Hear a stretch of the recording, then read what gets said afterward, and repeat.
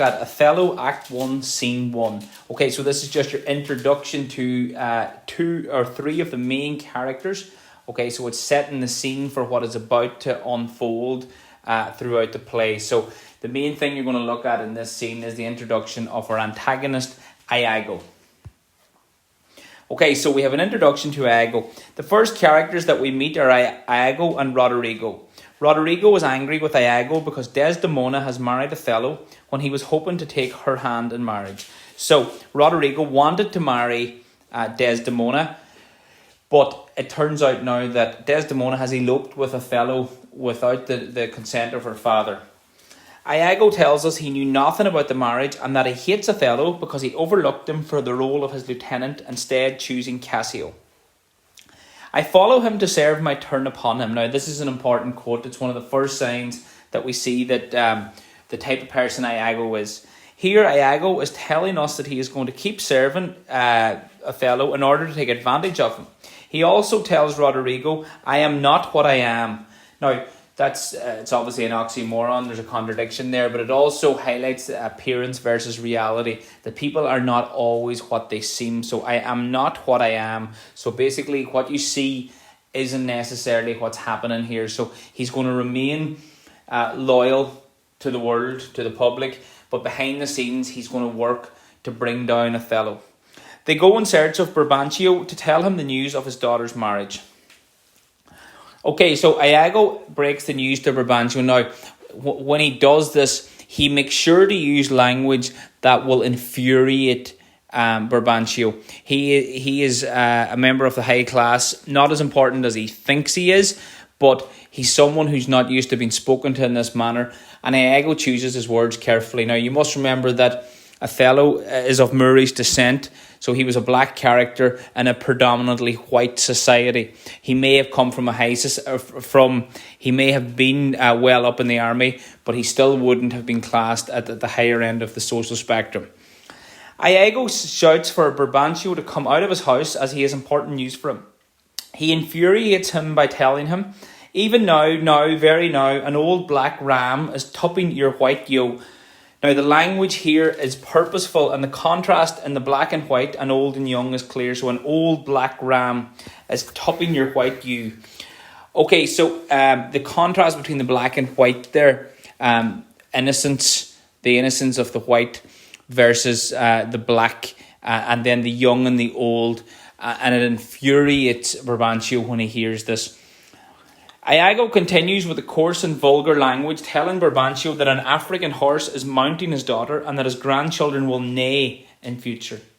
Okay, so there's he's trying to hit in here at the cultural differences, and again, it's quite a racist tone to what he's telling him here. The language he's using is used and it's manipulative. He wants to get a reaction from Berbanchio.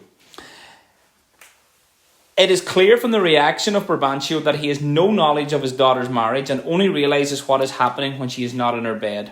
So again, highlighting here that a father at this time would expect to have the respect of his daughter and to be loyal, and that he would make these type of decisions. Tradition would dictate that he would at least know who she was marrying and consent to it.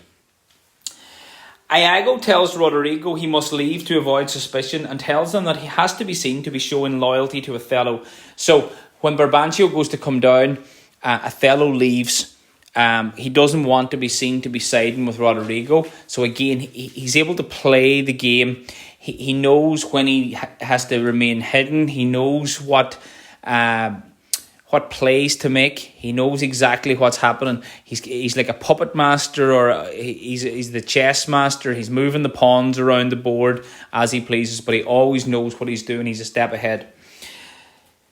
Though I do hate him as I do hell pains, yet for necessity of present life, I must show out a flag and sign of love. So before he leaves, he tells Roderigo, I hate Othello, but for the necessity of life, for the necessity of the present life, right now, I need to be able to show that I'm a loyal servant.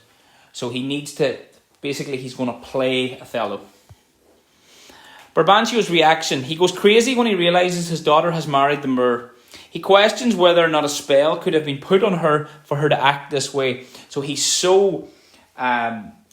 in such disbelief that his daughter would go against him in this manner that he thinks perhaps Othello put a spell on her. The fact that Othello is of Murray's descent again could be a hint at black magic, that there's a spell, that this isn't normal, that she couldn't possibly be in love with him.